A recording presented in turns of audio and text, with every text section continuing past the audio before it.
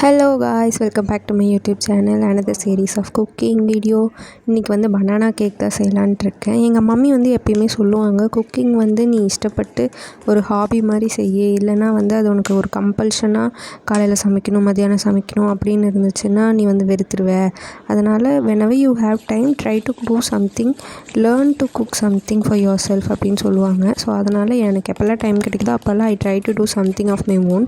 So இன்றைக்கி வந்து banana cake செய்யலாம் அப்படின்னு சொல்லி ஒரு பனானா எடுத்துக்கிட்டேன். பனானாவை நல்லா ஸ்மாஷ் பண்ணிக்கிட்டேன். ஒரே ஒரு எக் மட்டும் போட்டு நல்லா அதையும் சேர்த்து மிக்ஸ் பண்ணிக்கிட்டேன்.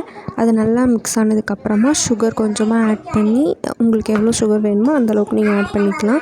ஸோ நான் ஃபர்ஸ்ட் டைம் செய்கிறதுனால குவான்டிட்டி வந்து எல்லாமே கொஞ்சம் கொஞ்சமாக தான் நான் சேர்த்துக்கிட்டேன். 1 கப் அளவுக்கு தான் போட்டிருந்தேன். 1 கப்பு அளவுக்கு மாவு போட்டு நல்லா மிக்ஸ் பண்ணிக்கிட்டேன். உங்களுக்கு வேணும்னா நீங்கள் வீட் ஃப்ளோர், ராகி ஃப்ளோர் எது வேணும்னாலும் போட்டுக்கலாம். எது உங்களுக்கு கன்வீனியண்ட்டாக ஹெல்த்தியாக இருக்குதுன்னு நினைக்கிறீங்களோ அதை நீங்கள் போட்டு யூஸ் பண்ணிக்கலாம்.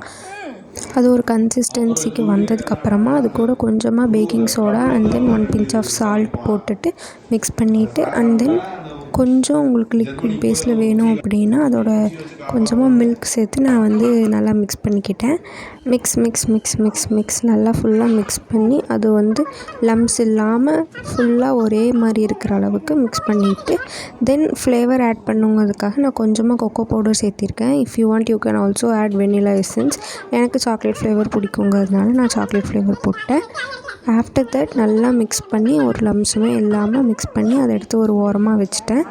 அண்ட் தென் ஆல்ரெடி நான் வந்து ப்ரீஹீட் பண்ணிட்டேன். ப்ரீஹீட் பண்ணுறதுக்கு அடுப்பில் வச்சிட்டேன். அண்ட் தென் பவுல் எடுத்து அதில் ஃபுல்லாக நெய் க்ரீஸ் பண்ணிவிட்டு நம்மளோட மிக்சரை வந்து அந்த க்ரீஸ்டு பேனில் போட்டுட்டு ஏர் பபிள்ஸ்லாம் எதுவுமே இல்லாத அளவுக்கு அதை கொஞ்சம் இது பண்ணிவிட்டு அதுக்கப்புறம் அதை அடுப்பில் வைக்க போகிறோம்.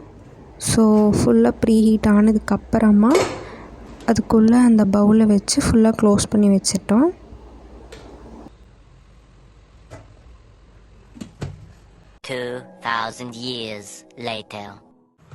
So yes, it's time.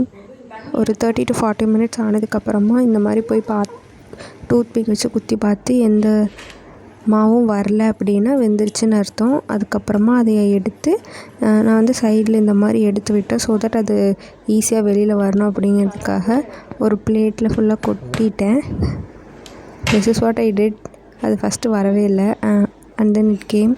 ரொம்ப அழகாக சாஃப்டாக ஸ்மூத்தாக எனக்கு ரொம்ப பிடிச்சிருந்துச்சு. ஃபர்ஸ்ட் அட்டெம்ப்டில் திஸ் வாஸ் ஸோ அமேசிங்.